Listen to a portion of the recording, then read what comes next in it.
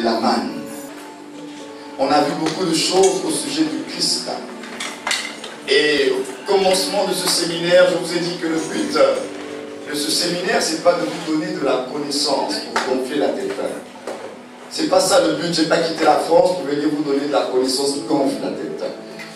Le but de ce séminaire, c'est que vous puissiez gagner en certitude, en conviction et en assurance au sujet du Seigneur. Amen. Que au sortir de là, ce qui va rester, ce sont les assurances.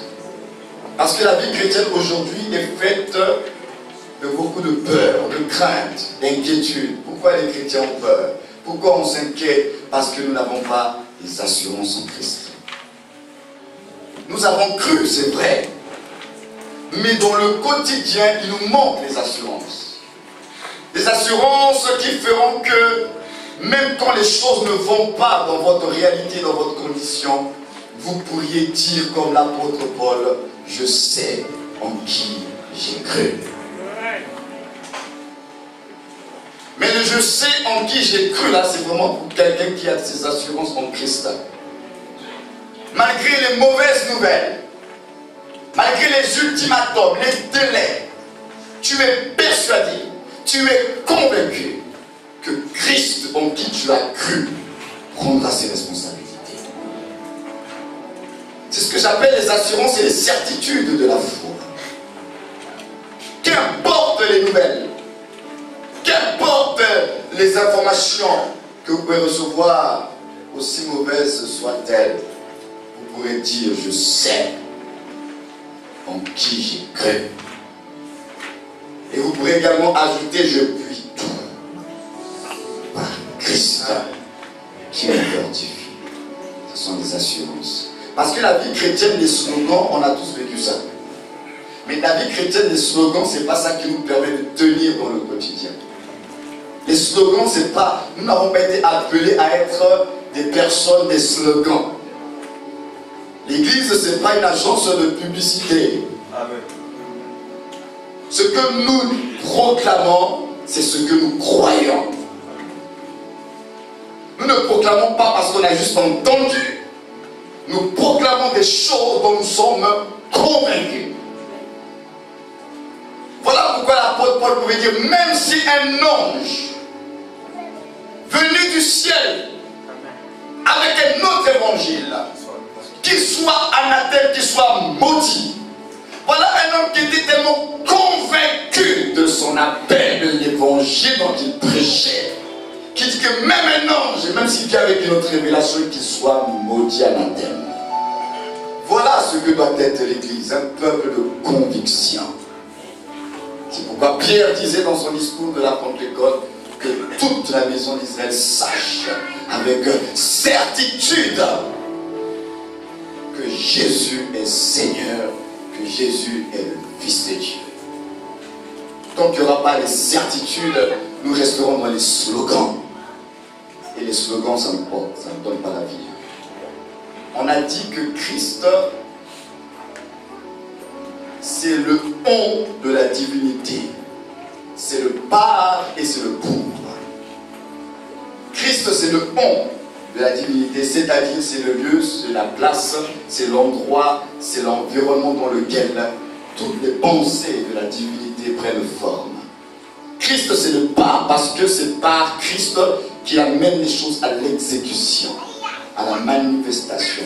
Christ, c'est le pour, parce que c'est lui le but et la finalité de toute l'œuvre de Dieu.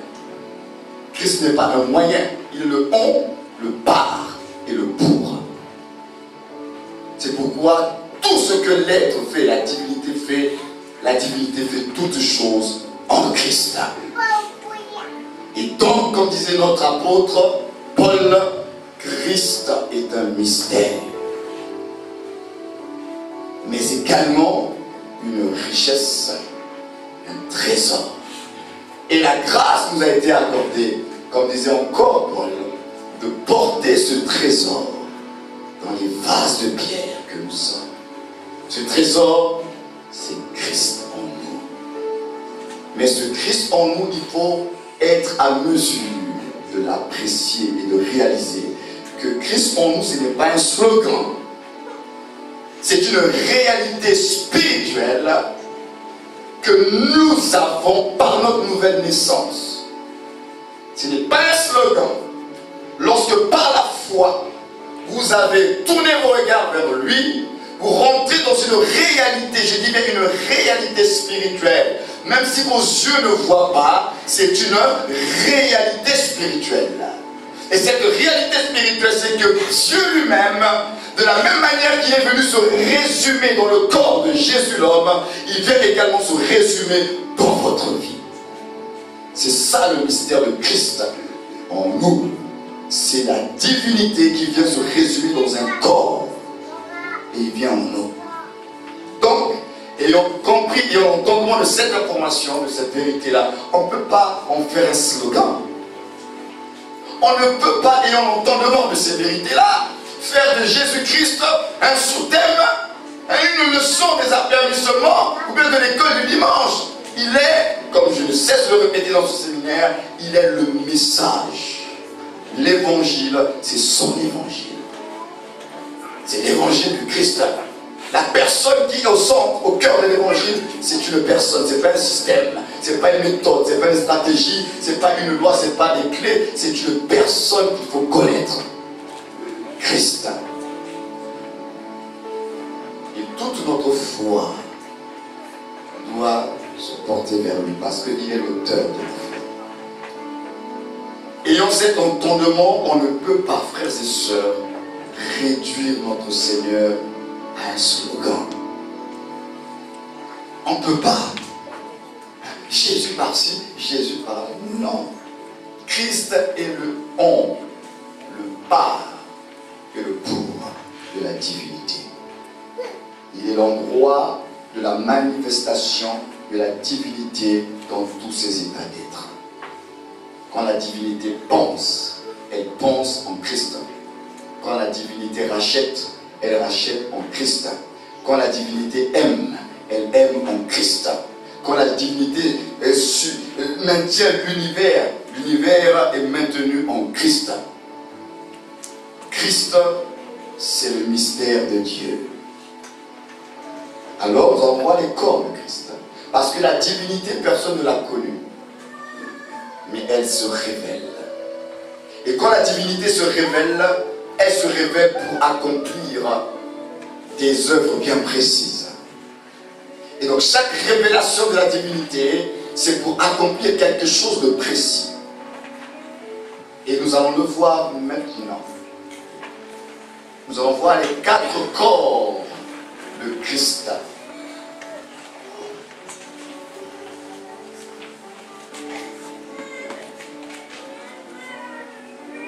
Et notre texte principal qui nous révèle ces 4 corps, c'est Colossiens 1, verset 13, en fait à partir du verset 12.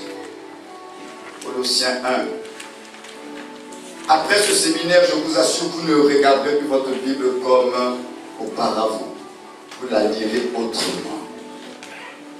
Et vous ne serez plus pressé de vite lire la Bible. Vous prendrez le temps de vous arrêter et apprécier chaque déclaration, chaque affirmation, parce que tout ce qui concerne Christ nous concerne. Colossiens 1, verset 12. À travers Colossiens, nous découvrons le mystère des corps, je dis bien des corps de Christ. Rendez grâce au Père, qui vous a rendu capable d'avoir part à l'héritage des saints dans la lumière, qui nous a délivrés de la puissance des ténèbres et nous a transportés dans le royaume du Fils de son amour, en qui nous avons la rédemption, la rémission des péchés. Il est l'image du Dieu invisible, le premier-né de toute la création. Car en lui ont été créées toutes les choses qui sont dans les cieux et sur la terre, les visibles et les invisibles, trône, dignité, domination, autorité, tout a été créé par lui et pour lui. Il est avant toutes choses, et toutes choses subsistent en lui. Il est la tête du corps de l'Église, il est le commencement, le premier-né d'entre les morts, afin d'être en tout le premier. Car Dieu a voulu que toute plénitude habitât en lui. Il a voulu par lui réconcilier tout avec lui-même, tant ce qui est sur la terre que ce qui est dans les cieux, en faisant la paix par lui, par le sang de sa croix. Et vous qui étiez autrefois étrangers et ennemis par vos pensées et par vos mauvaises œuvres, il vous a maintenant réconciliés par sa mort dans le corps de sa chair, pour vous faire paraître devant lui saint, irrépréhensible et sans reproche. Si du moins vous demeurez fondés et inébranlables dans la foi, sans vous détourner de l'espérance de l'évangile que vous avez entendu, qui a été prêché à toute créature sous le ciel, et dont moi, Paul, j'ai été fait ministre. Ça, c'est le premier texte. Dans ce texte que nous venons de lire, je dis bien, les différents corps de Christ nous sont présentés. Le premier corps de Christ qui nous est présenté dans ce texte, c'est ce que nous appelons le corps de la création. Le corps de la création, c'est-à-dire ce qu'il est dans l'éternité. Le corps de la création, c'est ce qu'il est dans l'éternité. C'est pourquoi lorsque nous lisons le texte que nous connaissons tous de Jean 1, juste la première partie de Jean 1, on dit au commencement était la parole, et la parole était avec Dieu, et la parole était Dieu, elle était au commencement avec Dieu. Toutes choses ont été faites par elle, et rien de ce qui a été fait n'a été fait sans elle. Le corps de la création intervient ici. Elle était dans le monde et le monde a été fait par elle et le monde ne l'a point connue. Dans l'éternité, la divinité crée à travers un corps. Et ce corps, justement, c'est cet endroit, cette place. On ne sait pas ça ressemble à quoi, mais c'est le on là dont je parlais. C'est pourquoi tout ce que la divinité fait, on dit que c'est en Christ. Il a créé en Christ. Mais c'est en Christ, c'était quel corps? C'était comment? Ça ressemblait à quoi? Mais tout ce que nous savons, c'est que le Christ de la création, c'est le Christ dans ce qu'il est dans l'éternité. C'est Christ dans le monde créateur. Il crée. Dans un corps, on ne sait même pas comment, hein, mais il crée à travers le corps. Ce n'est pas Dieu qui crée directement, vous voyez bien qu'on dit qu'il crée par Christ. Mais Christ, là, il avait quel corps pour que la divinité crée par lui? C'est ça le mystère de Dieu qui nous échappe. Et comme c'est un mystère à ce niveau-là, nous n'allons pas trop nous attarder parce que l'être de la divinité, tout ce qu'il faut retenir, c'est que crée en Christ. Parce que les choses cachées sont à Dieu, les choses révélées sont à nous. Nous ne connaîtrons pas tout de la divinité. Je vais le répéter pendant ce séminaire, ce que nous connaissons de la divinité, c'est ce que lui, il nous permet de connaître. D'où il dit, je me laisserai trouver. C'est-à-dire que j'accepte qu'on trouve, qu'on découvre les aspects le concernant, mais pas tout. C'est pourquoi la Bible dit, nous connaissons en partie. Dieu est un mystère. Mais nous allons nous attarder sur le deuxième corps de Christ, parce que toute l'histoire en relation avec l'humanité est autour de ce deuxième corps. Et ce deuxième corps, c'est ce que nous appelons le corps de la rédemption. Le corps de la rédemption de Christ. C'est-à-dire ce qu'il a fait pour l'humanité. Ce qu'il a fait de façon générale pour le monde, l'univers, c'est dans le corps de la création. Mais ce qu'il a fait pour l'humanité, c'est dans le corps de la rédemption. Et on va le découvrir. Il y a tellement à dire à ce niveau-là que vous avez intérêt maintenant à être très attentif. Donc on va lire les portions d'écriture. Je demanderai donc à les lecteurs de lire avec nous Jean 1, verset 14. Nous lirons Hébreux 10, verset 4 à 7. Et le verset 10. Jean 1, 14. Le corps de la rédemption. Il est écrit dans la parole du Seigneur. Et la parole a été faite chair, et elle a habité parmi nous, pleine de grâce et de vérité. Et nous avons contemplé sa gloire. Une gloire comme la gloire du Fils unique, venu du Père. Amen. Là, c'est le corps de la rédemption. Ce n'est plus le Christ créateur, c'est le Christ incarné. La parole s'est faite chair. Mais non, pourquoi la parole s'est faite chair? Pourquoi de l'éternité il va rentrer dans le temps? Parce que le Christ créateur, c'est le Christ de l'éternité. Mais le Christ rédempteur, c'est le Christ qui rentre dans le temps.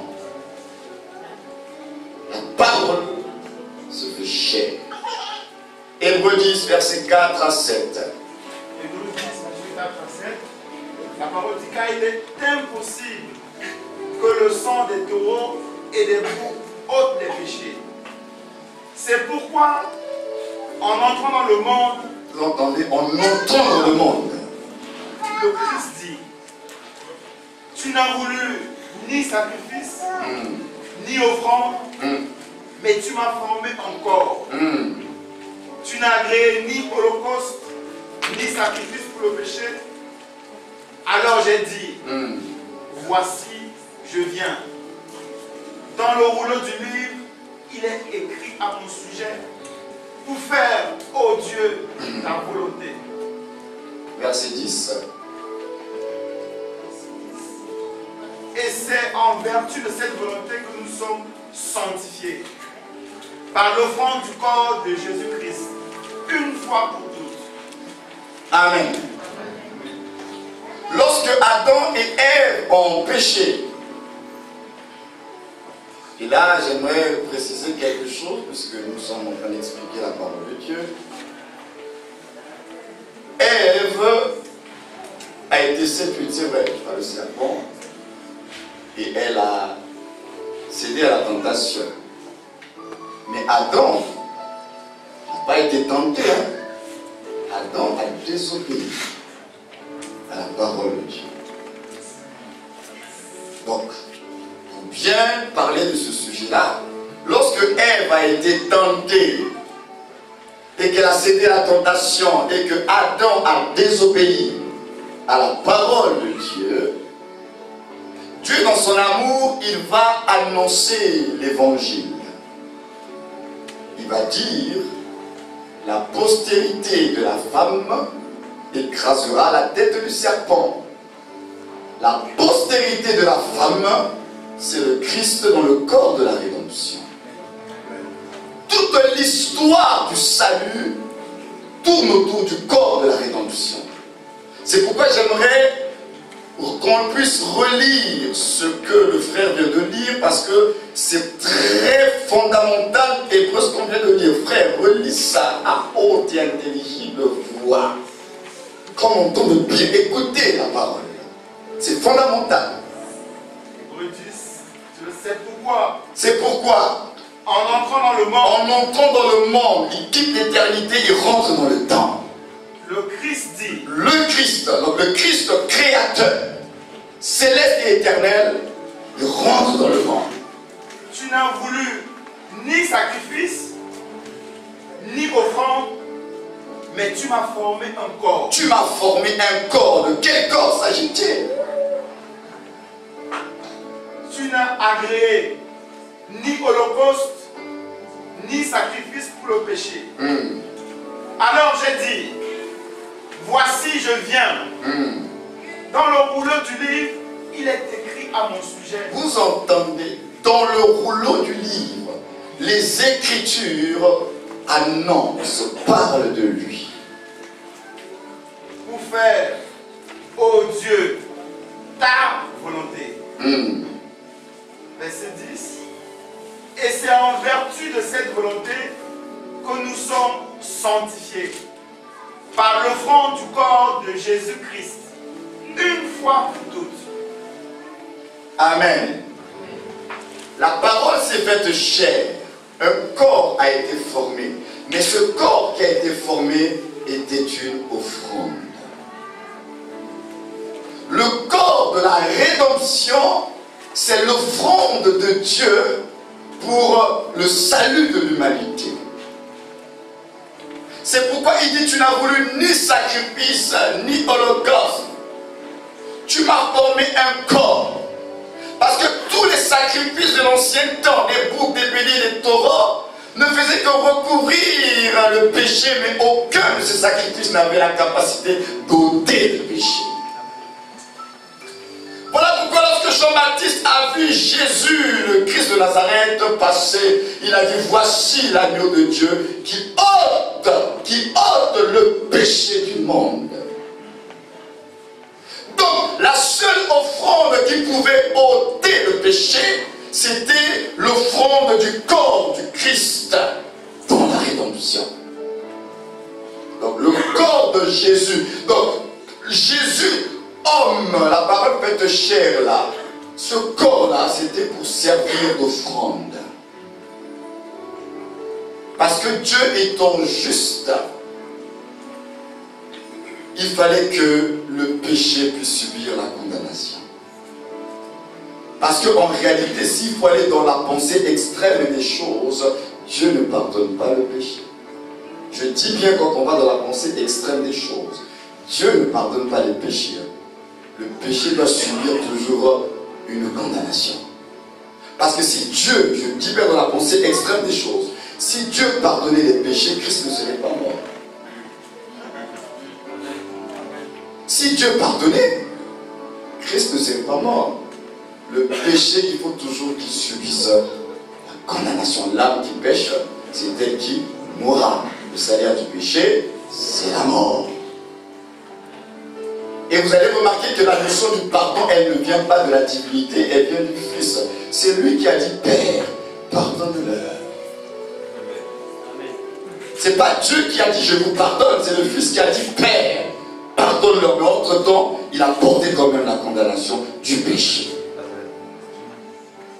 S'il avait dit, Père, pardonne-leur, et qu'il serait subitement descendu de la croix, ou bien il aurait disparu, on va dire, oui, Dieu pardonne le péché. Dès qu'il est dit, Père, pardonne-leur, il a subi quand même les conséquences du péché dans son corps. C'est pourquoi vous comprenez que c'est en Christ que nous sommes dans le pardon. Amen. Notre pardon, c'est en lui. C'est lui qui nous immunise face à la colère divine. S'il n'y a pas Christ, Dieu va frapper. Regardez dans l'Ancien Testament comment il frappait. Nous sommes préservés de la colère divine par Christ. Par son sang. Nous sommes gardés par le Seigneur. Le corps de la rédemption, c'est le corps de Jésus. C'est pourquoi ce corps-là, il n'avait pas une durée de vie illimitée. Je vous avais dit au commencement de ce séminaire, Jésus est historique. Jésus a un commencement, Jésus a une fin. Mais Christ n'a pas de commencement, il n'a pas de fin parce que c'est Dieu. Mais Jésus a été conçu. Jésus a grandi.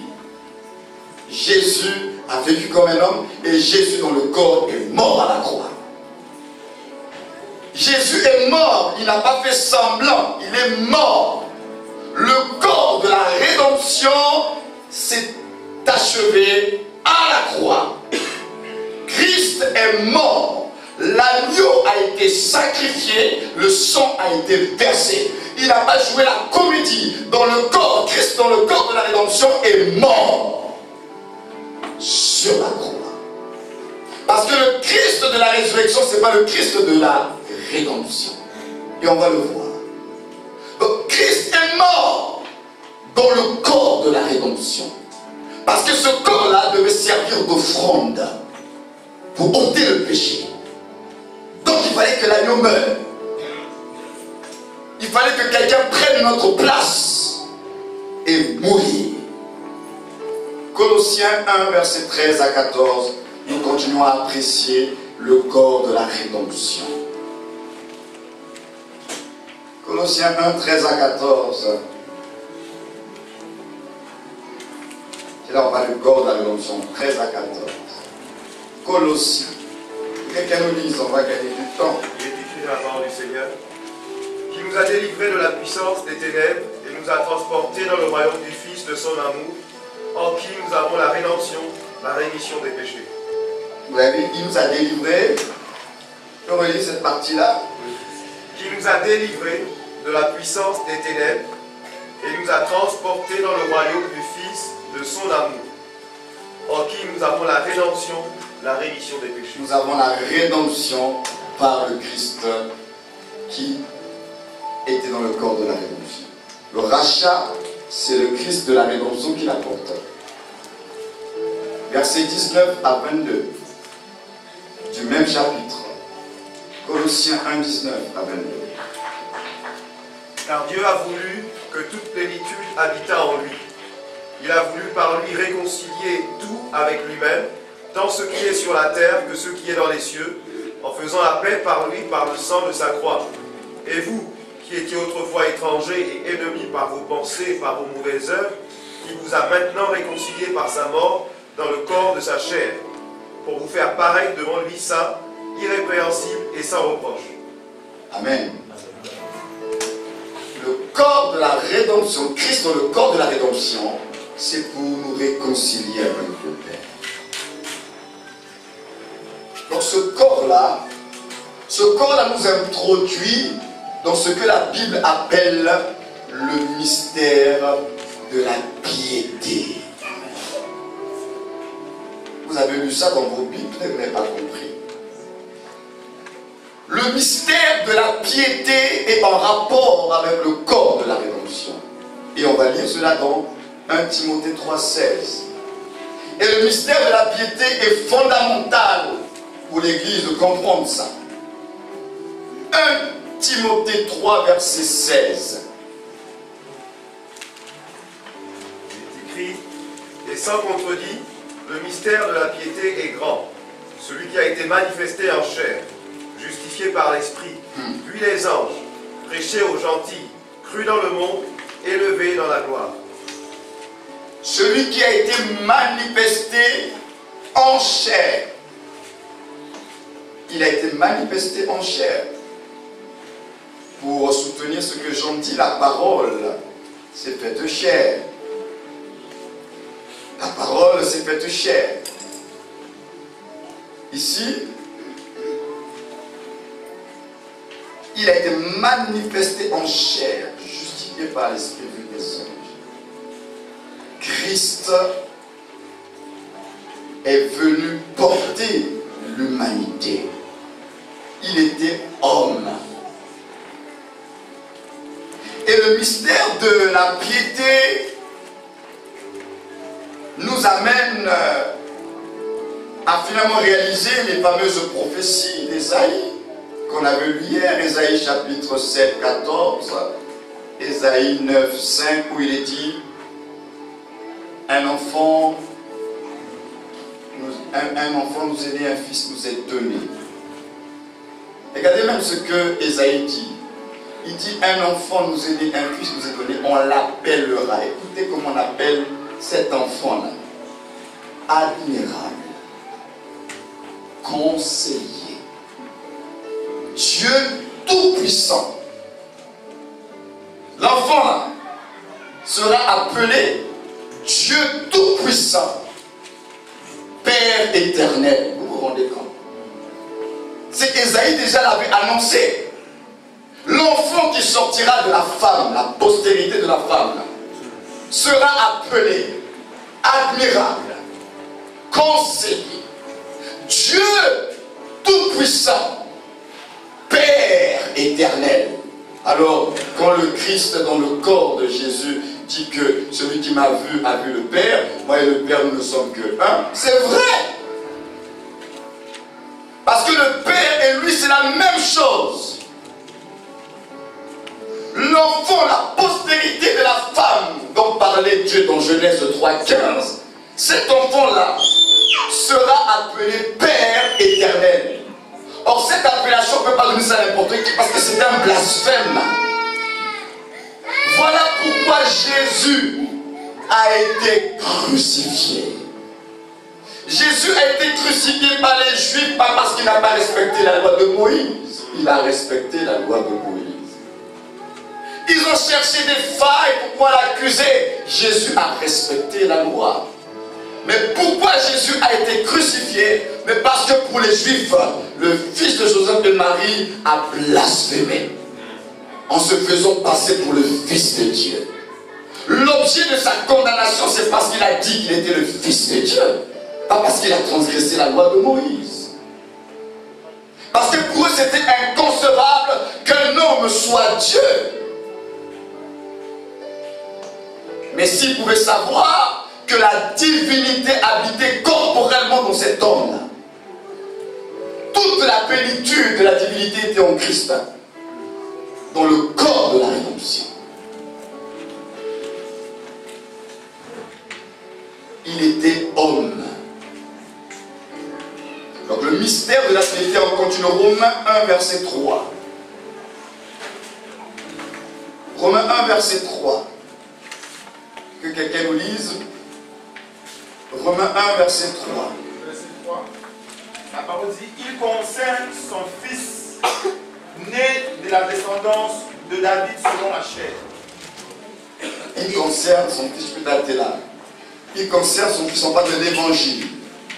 Qui concerne son fils, c'est-à-dire le Christ, né de la descendance de David selon la chair. Christ est venu en chair sur terre. C'est ça le mystère de la piété. Christ est venu en chair, dans une lignée humaine. Il avait une âme.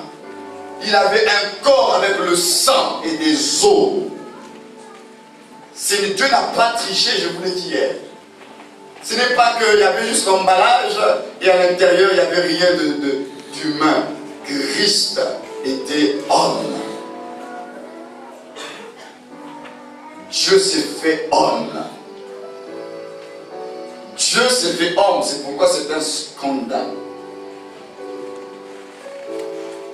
Hébreux 2, 14.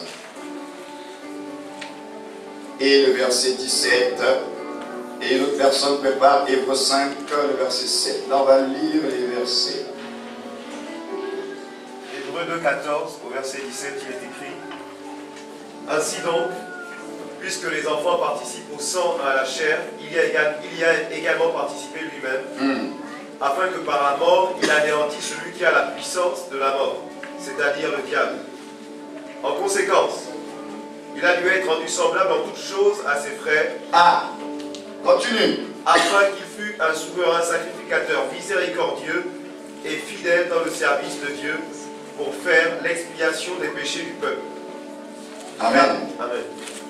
Il a été rendu semblable. Il avait la chair et le sang. Donc quand Dieu vient en Christ sur la terre, il ne triche pas, il ne vient pas dans sa divinité, donc il vient réellement comme un homme. Il vient comme un homme. Parce que pour pouvoir être notre souverain sacrificateur, il fallait qu'il soit homme. Parce qu'on prenait toujours le souverain sacrificateur au milieu de ses frères.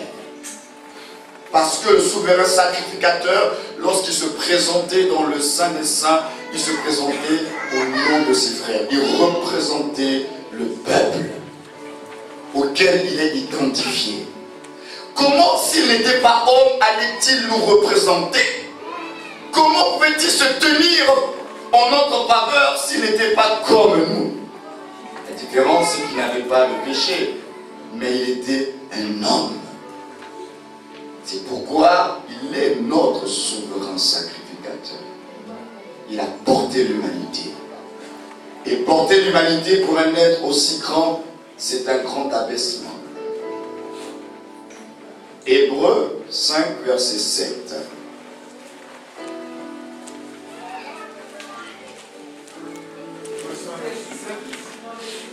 C'est lui.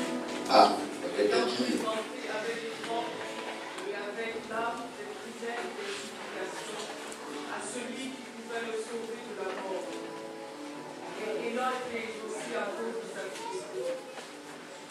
On peut relire ça. Dans les jours de sa chair.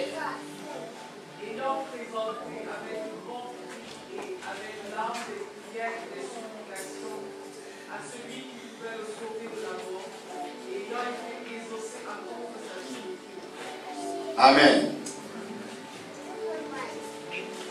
Le mystère de la piété, c'est que la parole s'est faite chair.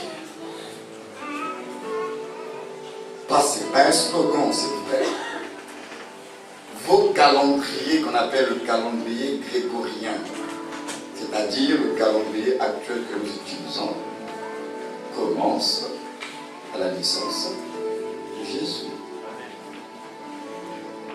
Jésus a existé. Puisque nos calendriers commencent par sa naissance, Jésus a existé. Même si tout le monde ne lui attribue pas la divinité, mais quand même on reconnaît qu'il y a Jésus qui a existé, qui a vécu la vache et les chevaux. Parce que la parole, c'est faite chair. Maintenant, le problème, c'est qu'on croit en l'existence de Jésus, mais le mystère de Christ dans Jésus, c'est là où les gens ont du mal à croire. C'est Jésus qui a existé là, mais c'est en lui qui était Christ. Mais ils ont dit c'est pas possible, parce que Christ, quand il viendra, on ne sait d'où il viendra. Et lui, on le connaît. Mais ils ne savaient pas que le rejetant devait sortir d'une terre desséchée. Semblable à celui dont on détourne le visage. Il n'avait ni beauté, ni éclat pour attirer nos regards. Méprisé et abandonné des hommes. Homme de douleur, habitué à la souffrance. C'est de lui dont Ésaïe a parlé. Mais ils ont dit non, ce n'est pas lui le Christ. Colossiens 1, verset 21. Que deux personnes, donc une personne lise Colossiens 1, verset 21, qu'une autre lise Matthieu 1, verset 18 à 25. Colossiens 1, 21, Matthieu 1, 18 à 25 par la suite. Écoutez la lecture. Et vous qui étiez autrefois étrangers et ennemis par vos pensées et par vos mauvaises œuvres, il vous a maintenant réconciliés par sa mort dans le corps de sa chair. Il nous a réconciliés par sa mort dans le corps de sa chair. Matthieu 1, 18. Là, je suis en train de vous ouvrir les yeux sur le corps de la rédemption. D'où je préfère laisser la parole parler que de vous faire beaucoup de théories. Les versets parlent d'eux-mêmes. Matthieu 1, 18 à 25. Matthieu 1, verset 18. Voici comment arriva la naissance de Jésus-Christ. Marie, sa mère, était fiancée à Joseph. Avant leur union, elle se trouva enceinte par l'action du Saint-Esprit. Joseph, son époux, qui était un homme de bien et qui ne voulait pas la diffamer, se proposa de rompre secrètement avec elle. Comme il y pensait, voici qu'un ange du Seigneur lui apparut en songe et dit: Joseph, fils de David, ne crains pas de prendre avec toi Marie ta femme, car l'enfant qu'elle a conçu vient du Saint-Esprit. Elle enfantera un fils et tu lui donneras le nom de Jésus, car c'est lui qui sauvera son peuple de ses péchés. Tout cela arriva afin que s'accomplisse ce que le Seigneur avait déclaré par le prophète. Voici que la vierge sera enceinte, elle enfantera un fils et on lui donnera le nom d'Emmanuel. Ce qui se traduit Dieu avec nous. À son réveil, Joseph fit ce que l'ange du Seigneur lui avait ordonné et il prit sa femme chez lui. Mais il ne la connut pas jusqu'à ce qu'elle eût enfanté un fils auquel il donna le nom de Jésus. Amen. Dieu n'a pas triché.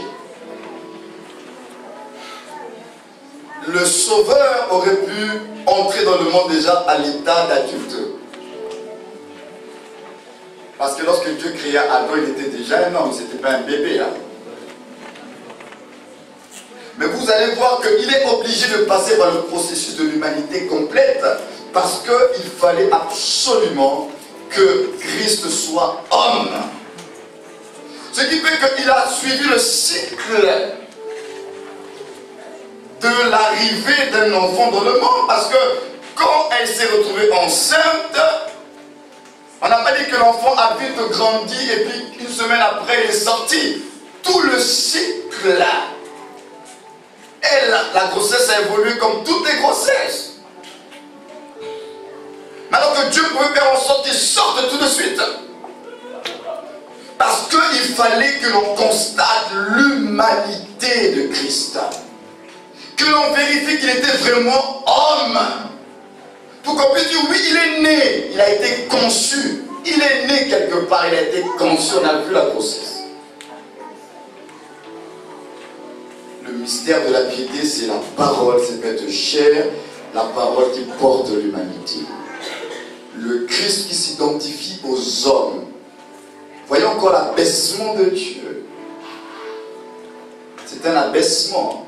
C'est pourquoi on le verra, le corps de la rédemption, c'est le corps qui révèle la folie et la faiblesse de Dieu. C'est le corps qui choque, qui scandalise les anges. Parce que dans le corps de la rédemption, ce que Dieu a fait, c'est inconcevable. Mais il a fait. Et il a fait pour qui? Pour vous et moi. Romains 8, verset 3. Et qu'une personne lise également Romains 9, verset 5.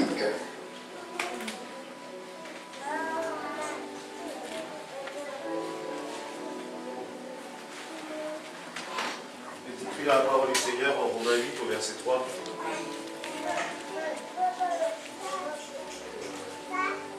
Car chose impossible à la loi, parce que la chair la rendait sans force, Dieu a condamné le péché dans la chair en envoyant à cause du péché son propre Fils dans une chair semblable à celle du péché.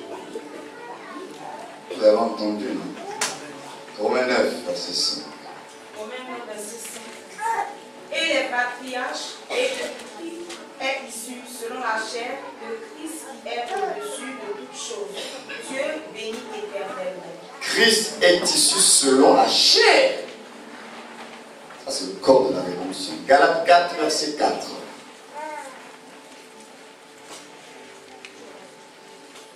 Quand on lit Galates 4, verset 4.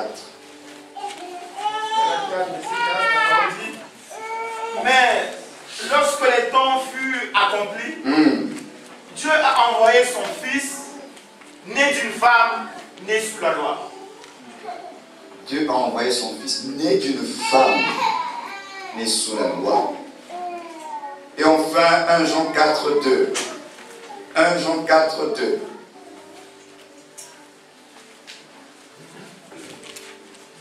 Jean 4, 2.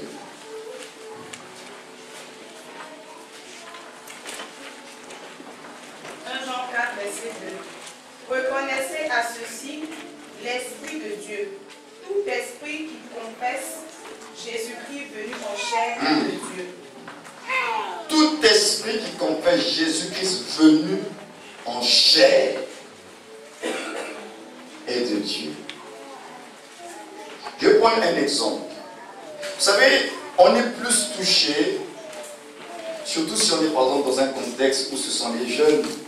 Lorsque un jeune qui est comme vous vient témoigner par exemple ce que le Seigneur a fait dans sa vie et comment le Seigneur l'a fait sortir de certaines situations, certains problèmes que vous rencontrez également en tant que jeune, vous êtes touché.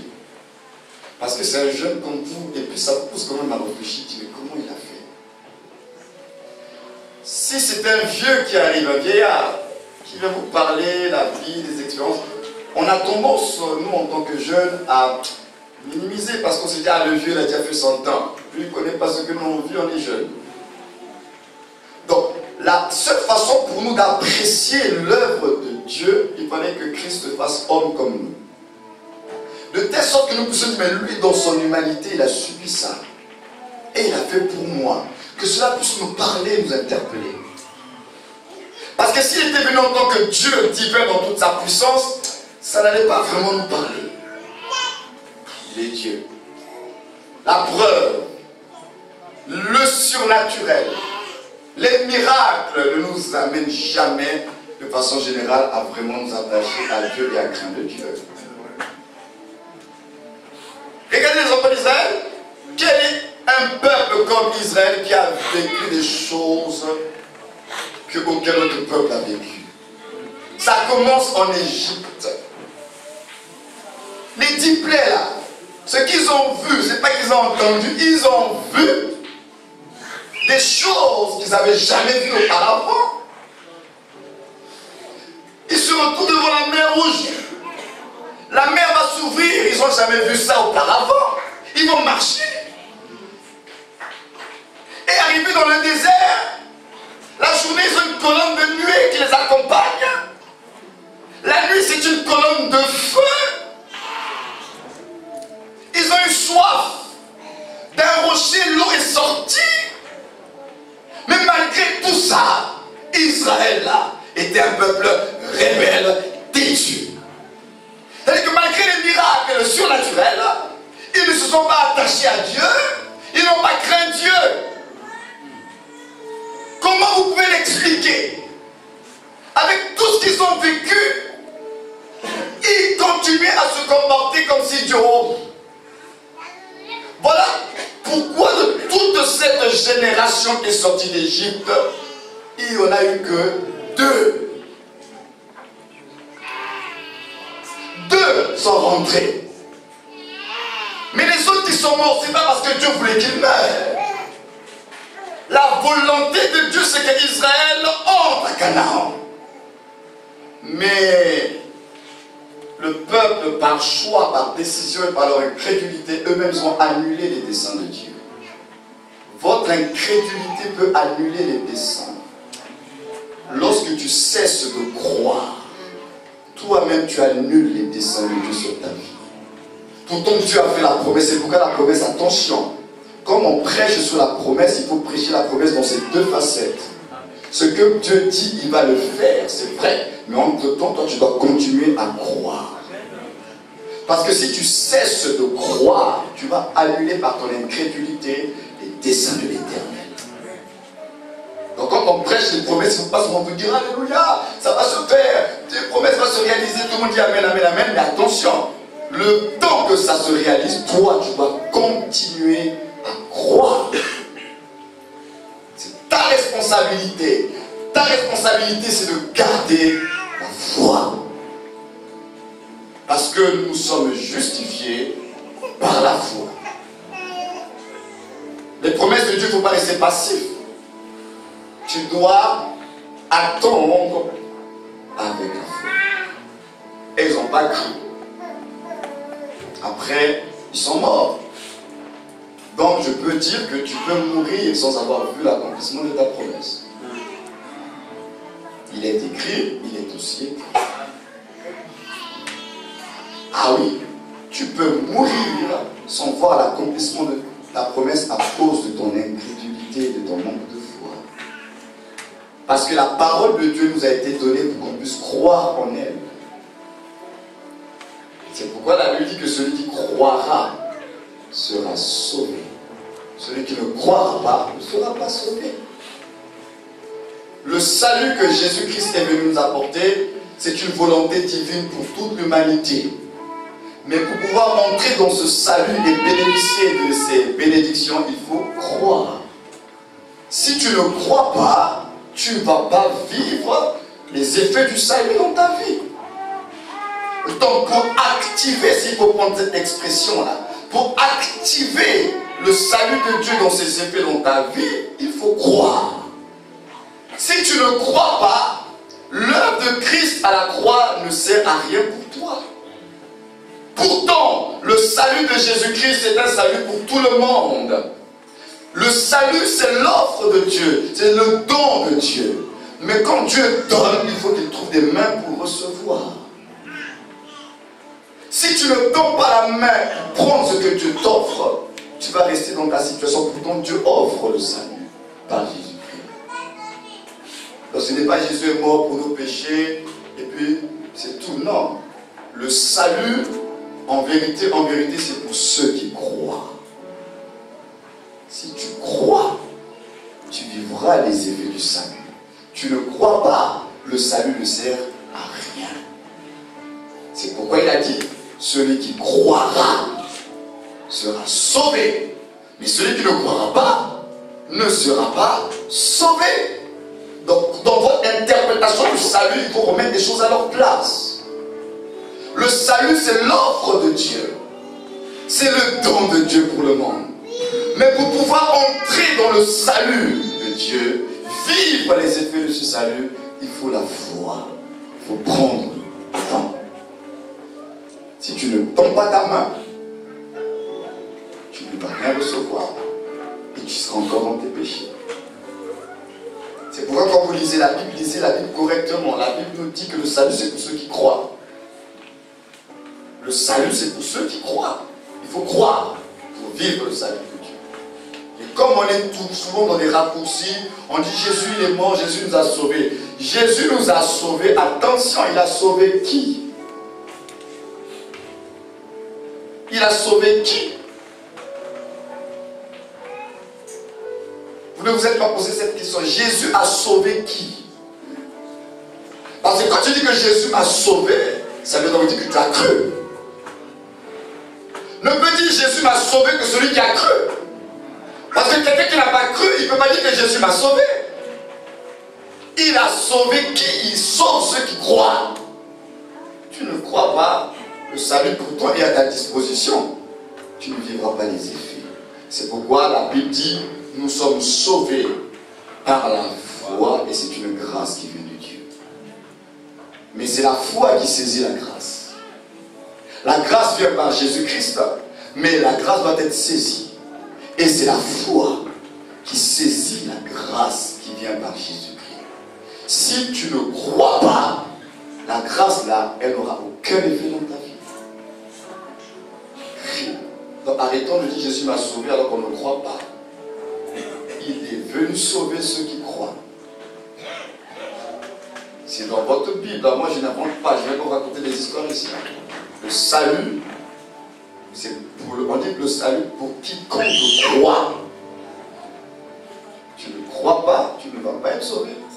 Dans les effets du salut, bien sûr. Parce que lui, il est venu déjà faire le don de sa vie. Maintenant, pour pouvoir rentrer, il faut croire. Nous allons lire 1 Corinthiens 1, verset 18 à 25. La Bible ici nous parle de la folie et de la faiblesse de Dieu. Donc vous retenez déjà que le Christ le Créateur s'est incarné pour être le moyen de rédemption, de salut pour les hommes. Le Christ Rédempteur, c'est le part de la divinité. C'est le part. C'est le moyen de rédemption. C'est le moyen de salut. C'est le moyen de justification. C'est le moyen de notre élection. Le Christ Rédempteur, c'est le part de Dieu. C'est lui.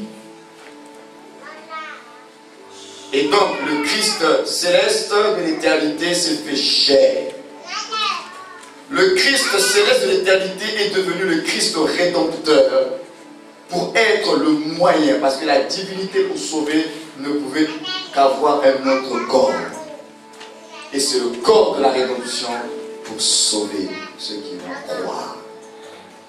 1 Corinthiens 1, verset 18 à 25, nous lisons la folie et la faiblesse. Est-ce qu'on peut lire la parole? La parole dit ceci.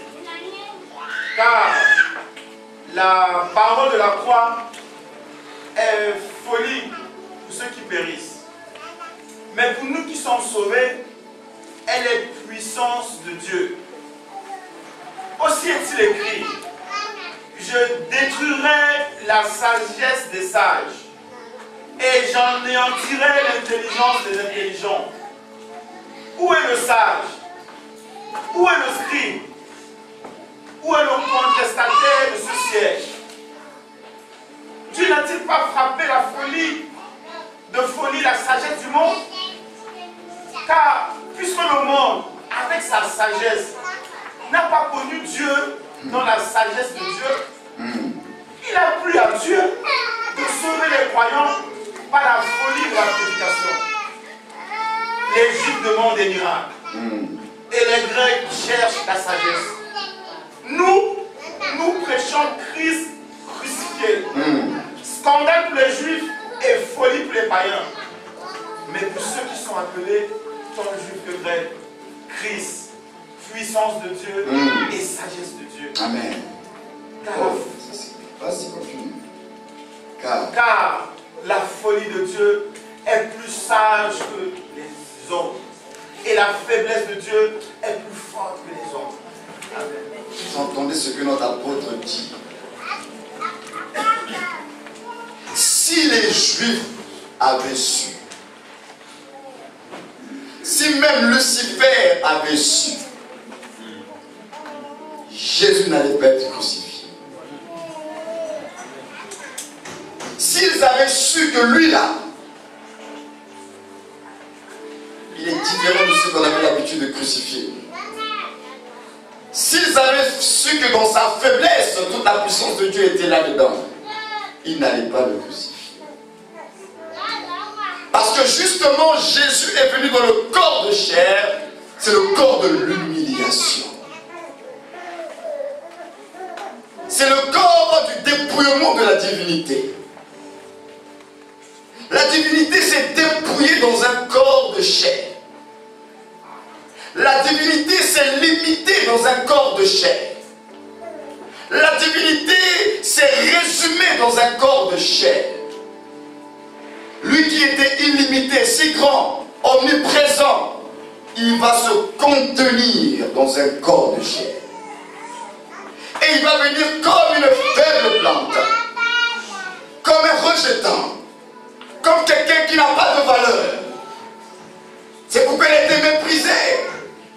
On a regardé à son apparence. Il n'a pas été considéré. Mais il ne savait pas que le méprisé là, mais c'est dans le méprisé que se trouvait la rédemption du monde. Ils ne le savaient pas. Alors ils ont tout fait pour qu'il aille à la croix. En se disant qu'en le crucifiant, cet imposteur-là, on va finir avec ses hérésies. Mais s'ils pouvaient savoir que lorsque la parole s'est faite chair, depuis l'éternité, c'était pour qu'il aille terminer à Golgotha. Parce que Christ est l'agneau de Dieu avant même la fondation du monde. Il a été immolé avant même la fondation du monde. Donc lorsqu'il rentre dans le temps, il sait que c'est pour terminer à la croix. Mais eux, comme ils avaient l'habitude de crucifier les gens, ils ont dit que par la crucifixion, on va terminer avec ce monsieur. Mais s'ils savaient qu'à travers leur haine, ils accomplissaient les desseins de Dieu. C'est pourquoi lorsque Pierre, Jésus parlant de sa crucifixion, Pierre va dire à Jésus, non, à Dieu ne plaise, tu ne vas pas mourir. Qu'est-ce que Jésus a dit à Pierre? Arrière de moi, Satan. Lui, il est venu pour mourir, il est né pour mourir. Le corps qui lui a été donné, c'est un corps qui devait servir d'offrande sur l'autel de Golgotha. Parce que c'est sur cet autel de Golgotha que le jour des grandes expiations des péchés devait avoir lieu. Dieu devait, par l'offrande de Christ, ôter le péché. Ramener la paix entre les hommes et lui. C'est pourquoi la Bible dit qu'il nous a réconciliés. La Bible ne dit pas qu'il nous a réconciliés avec Dieu. Parce que lui-même, il est Dieu. On dit qu'il nous a réconciliés avec lui-même. Quand vous lisez votre Bible, c'est ce qui est écrit. Hein? On n'a pas dit qu'il nous a réconciliés avec Dieu. Hein? On dit qu'il nous a réconciliés avec lui-même. À travers le corps de la rédemption, il ramène la paix qu'il y avait. Il restaure les choses. Le corps de la rédemption. Donc c'est le moyen que Dieu a utilisé pour nous ramener à lui. Le corps de la rédemption. Maintenant c'est un corps qui, de par son apparence, était méprisable. La faiblesse de Dieu, en image bien sûr, Dieu n'est pas faible, mais la faiblesse de Dieu a été vue dans le corps de la rédemption. Parce que le corps de la rédemption a révélé les limites. Comment un Dieu si grand peut-il être limité finalement à un moment donné? Dans sa hauteur éternelle, il est descendu plus bas que les anges, plus bas que les hommes, plus bas que même le diable. Il est descendu, il s'est abaissé. Il s'est abaissé. C'est pourquoi les anges sont choqués. Mais le problème en même temps, les anges ils sont choqués là, mais quand on a dit qui enverrai-je, la personne a répondu présent. Ah oui, il disait Apocalypse. Quand Dieu veut envoyer quelqu'un, justement pour régler la question de la rédemption, il y a le communiqué, l'appel d'offre est fait au ciel. Qui va aller faire ça? Et les chérubins, et les séraphins, et les archanges, personne a dit présent, je m'en vais, je vais faire la leçon. Personne a été trouvé digne. Personne. C'est pourquoi l'agneau de Dieu, lui-même l'a dit, je vais aller. Regardez l'amour de Dieu, même avec les anges, Dieu est amour. Hein? Parce qu'il aurait pu prendre un ange comme ça avec toi, allez, vas-y. T'as pas discuté, c'est moi le maître, le Seigneur, le Créateur, vas-y. Même, ils ont refusé. Il a dit, moi-même, je vais descendre. L'amour de Dieu. Lui-même, il dit, je vais me faire un corps, je vais être l'agneau. C'est moi qui vais aller régler le problème. Maintenant, les anges, quand ils sont déclinés là, ils pensaient que c'était un petit boulot. Même s'ils ont refusé cela. Mais au fur et à mesure qu'ils ont vu le mystère de l'incarnation, ils voient la divinité dans sa hauteur descendre dans une famille. Au lieu de descendre même dans la famille des notables d'Israël, la divinité va choisir une famille de pauvres. Ah, mais comment? Comment celui à qui appartient l'or et l'argent se retrouve dans une famille de pauvres? Et au moment de la naissance de sa venue, de sa manifestation dans la chair de l'homme, il n'y a pas de place, plus de place à l'hôtel, à l'auberge. Il se retrouve à l'étable avec les animaux dans une mangeoire, là où mangent les vaches. C'est là que le Seigneur, dans le corps de la rédemption, se retrouve dans une mangeoire. Son lit, c'est l'assiette où mangent les vaches, les bœufs, les moutons. Là, les anges commencent de plus en plus à être choqués. Ah! Comment? On ne pensait pas que c'était comme ça. Voilà comment l'incarnation a commencé. Comment? Et dans la vie de Jésus, avec tout ce qu'il a vécu, et les pharisiens et tout ça, il aurait pu manifester sa divinité. Hein? Et pendant 30 ans, les anges constatent que le Créateur, pendant 30 ans, il est sur la terre. Mais il ne fait aucun miracle. Autour de lui, des hommes meurent. Les gens sont malades. Il y a la souffrance. Il y a la misère. Mais il ne fait rien. pendant 30 ans. La Bible dit même qu'il a appris l'obéissance par les choses dont il a souffert. Pendant 30 ans, il était un fils d'homme. Maintenant, lors de la passion du Créateur dans le corps de la rédemption, il voit qu'on veut l'attraper, on va le dévêtir et on va frapper et déchirer son dos par le fouet. Pourtant la prophétie le disait, hein, mais entre ce que l'on dit, vous savez, ce qu'on dit entre la théorie et la pratique, c'est deux choses différentes. Hein. Entre lire et vivre, la prophétie disait qu'il allait vivre cela. Mais dans la réalité, ce n'était pas facile. Voir comme ça le maître à moitié nu, le dos déchiré par le fouet, et il voit comment les gens se moquent de lui. On dit même qu'on a arraché sa barbe avec les mains. On l'a frappé jusqu'à ce qu'il devienne défiguré. Et pendant qu'il est malmené, lui le Créateur, malmené par ses créatures, il ne dit même pas un mot. Il n'est même pas immunisé pour dire qu'ils n'ont qu'à me frapper, je ne vais rien ressentir et puis mon corps ne va pas changer. Il est dans la douleur, on le frappe, il crie parce qu'il a mal. Il souffre parce qu'il était fait de chair et de sang.